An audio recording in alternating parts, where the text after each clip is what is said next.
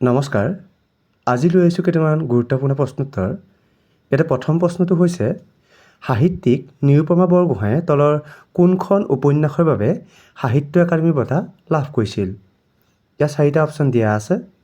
Option A দিয়া আছে মাকাম, অপশ্যন বি দিয়া আছে ভানুমতী, অপশ্যন চি দিয়া আছে অভিযাত্ৰী, অপশ্যন ডি দিয়া আছে অলকানন্দা।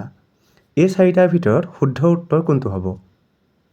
ইয়াৰ শুদ্ধ উত্তৰটো হ'ব অপশ্যন চি অভিযাত্ৰী। সাহিত্যিক নিৰুপমা বৰগোহাঁয়ে অভিযাত্ৰী উপন্যাসখনৰ বাবে সাহিত্য একাডেমী বঁটা লাভ কৰিছিল। মাটি আখৰা তলৰ কোনবিধ নৃত্যৰ বাবে অপৰিহাৰ্য? ইয়াতে 4টা অপশ্যন দিয়া আছে।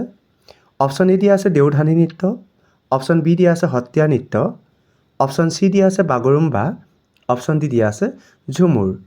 এই 4টাৰ ভিতৰত শুদ্ধ উত্তৰ কোনটো হ'ব? ইয়াত শুদ্ধ উত্তৰটো হ'ব অপশ্যন বি সত্ৰীয়া নৃত্য। মাটি আখৰা সত্ৰীয়া নৃত্যৰ বাবে অপৰিহাৰ্য। ৰজত কমল বঁটাপ্ৰাপ্ত 'বৃষ' ছবিখনৰ পৰিচালক কোন আছিল? ইয়াতে 4টা অপশ্যন দিয়া আছে। অপশ্যন এ দিয়া আছে আইমী বৰুৱা, অপশ্যন বি দিয়া আছে কৃপাল কলিতা, অপশ্যন চি দিয়া আছে ফণী শৰ্মা, অপশ্যন ডি দিয়া আছে জাহ্নু বৰুৱা। এই 4গৰাকীৰ ভিতৰত শুদ্ধ উত্তৰ কোনটো হ'ব? ইয়াত শুদ্ধ উত্তৰটো হ'ব অপশ্যন বি কৃপাল কলিতা।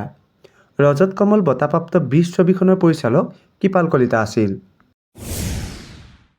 পিতা পুত্ৰ উপন্যাসখনৰ বাবে হোমেন বৰগোহাঁয়ে কোন চনত সাহিত্য একাডেমী বঁটা লাভ কৰিছিল? ইয়াতে 4টা অপশ্যন দিয়া আছে। অপশ্যন এ দিয়া আছে 1958 চনত, অপশ্যন বি দিয়া আছে 1962 চনত, অপশ্যন চি দিয়া আছে 1978 চনত, অপশ্যন ডি দিয়া আছে 1982 চনত। এই 4টাৰ ভিতৰত শুদ্ধ উত্তৰ কোনটো হ'ব? ইয়াতে শুদ্ধ উত্তৰটো হ'ব অপশ্যন চি 1978 চনত। পিতা পুত্ৰ উপন্যাসখনৰ বাবে সাহিত্যিক হোমেন বৰগোহাঁয়ে 1978 চনত সাহিত্য একাডেমী বঁটা লাভ কৰিছিল। কাৰেঙৰ লিগিৰী কাৰ ৰচনা? ইয়াতে 4টা অপশ্যন দিয়া আছে।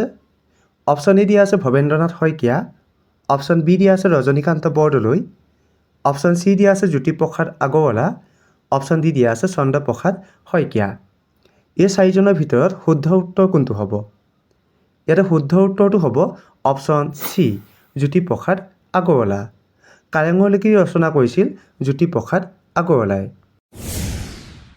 ককাদেউতাৰ হাড় নামৰ বিখ্যাত অসমীয়া উপন্যাসখন কোনে ৰচনা কৰিছিল? ইয়াতে 4টা অপশ্যন দিয়া আছে। অপশ্যন এ দিয়া আছে দেৱকান্ত বৰুৱা, অপশ্যন বি দিয়া আছে নৱকান্ত বৰুৱা, অপশ্যন চি দিয়া আছে ৰজনীকান্ত বৰদলৈ, অপশ্যন ডি দিয়া আছে হোমেন বৰগোহাঁই। এই 4জনৰ ভিতৰত শুদ্ধ উত্তৰ কোনটো হ'ব? ইয়াতে শুদ্ধ উত্তৰটো হ'ব অপশ্যন বি নৱকান্ত বৰুৱা। ককাদেউতাৰ হাড় নামৰ বিখ্যাত অসমীয়া উপন্যাসখন নৱকান্ত বৰুৱাই ৰচনা কৰিছিল। অসম ৰত্ন বঁটা বিজয়ী প্ৰথমগৰাকী অসমীয়া কোন আছিল? ইয়াতে 4টা অপশ্যন দিয়া আছে। অপশ্যন এ দিয়া আছে doctor Bhupen Hazarika, option B দিয়া আছে doctor Banikanta Kakati, option C দিয়া আছে হোমেন বৰগোহাঁই, অপশ্যন ডি দিয়া আছে আনন্দৰাম বৰুৱা। এই 4গৰাকীৰ ভিতৰত শুদ্ধ উত্তৰ কোনটো হ'ব? ইয়াত শুদ্ধ উত্তৰটো হ'ব option A doctor Bhupen Hazarika. Assam Ratna বঁটা বিজয়ী প্ৰথমগৰাকী অসমীয়া হৈছে সুধাকণ্ঠ ডক্টৰ ভূপেন হাজৰিকাদেৱ। পাতকাই ইপাৰে মোৰ দেশ নামৰ বিখ্যাত গ্ৰন্থখন তলৰ কোনগৰাকীয়ে ৰচনা কৰিছিল? ইয়াতে 4টা অপশ্যন দিয়া আছে। অপশ্যন এ দিয়া আছে চন্দনা গোস্বামী, অপশ্যন বি দিয়া আছে মালিনী গোস্বামী, অপশ্যন চি দিয়া আছে ৰীতা চৌধুৰী, অপশ্যন ডি দিয়া আছে দীপিকা চক্ৰৱৰ্তী। এই 4গৰাকীৰ ভিতৰত শুদ্ধ উত্তৰ কোনটো হ'ব? ইয়াতে শুদ্ধ উত্তৰটো হ'ব অপশ্যন এ চন্দনা গোস্বামী। পাতকাই ইপাৰে মোৰ দেশ নামৰ বিখ্যাত গ্ৰন্থখন চন্দনা গোস্বামীয়ে ৰচনা কৰিছিল। আঘোণৰ কুঁৱলী নামৰ কবিতাটি কোনে ৰচনা কৰিছিল? ইয়াত 4টা অপশ্যন দিয়া আছে। হীৰেণ ভট্টাচাৰ্য, হেম বৰুৱা, কেশৱ মহন্ত, নলিনীবালা দেৱী। এই 4গৰাকীৰ ভিতৰত শুদ্ধ উত্তৰ কোনটো হ'ব? ইয়াতে শুদ্ধ উত্তৰটো হ'ব অপশ্যন চি কেশৱ মহন্ত। আঘোণৰ কুঁৱলী নামৰ কবিতাটি কেশৱ মহন্তই ৰচনা কৰিছিল।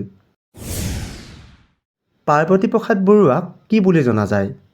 ইয়াতে 4টা অপশ্যন দিয়া আছে। অপশ্যন এ দিয়া আছে ধনী কবি, অপশ্যন বি দিয়া আছে গীতিকবি, অপশ্যন চি দিয়া আছে বিহগী কবি, অপশ্যন ডি দিয়া আছে ফুলনিৰ কবি। এই চাৰিটা অপশ্যনৰ ভিতৰত শুদ্ধ উত্তৰ কোনটো হ'ব? ইয়াতে শুদ্ধ উত্তৰটো হ'ব অপশ্যন বি গীতিকবি। পাৰ্বতী প্ৰসাদ বৰুৱাক গীতিকবি বুলি জনা যায়। এই ভিডিঅ'টোত আপোনালোকলৈ আগবঢ়োৱা প্ৰশ্নটো হৈছে শিলভদ্ৰৰ প্ৰকৃত নাম কি আছিল? ইয়াত চাৰিটা অপশ্যন দিয়া আছে। অপশ্যন এ দিয়া আছে সুচিব্ৰতা ৰায়চৌধুৰী, অপশ্যন বি দিয়া আছে গৌৰীশংকৰ ভট্টাচাৰ্য, অপশ্যন চি দিয়া আছে অম্বিকাগিৰি ৰায়চৌধুৰী, অপশ্যন ডি দিয়া আছে ৰেৱতী মোহন দত্ত চৌধুৰী। এই চাৰিটা অপশ্যনৰ ভিতৰত শুদ্ধ উত্তৰ কোনটো হ'ব আপোনালোকে কমেণ্ট কৰি জনাব। আৰু যিসকলে ভিডিঅ'টো চাই ভাল লাগিলে আগলৈ শ্বেয়াৰ কৰি দিব। ধন্যবাদ।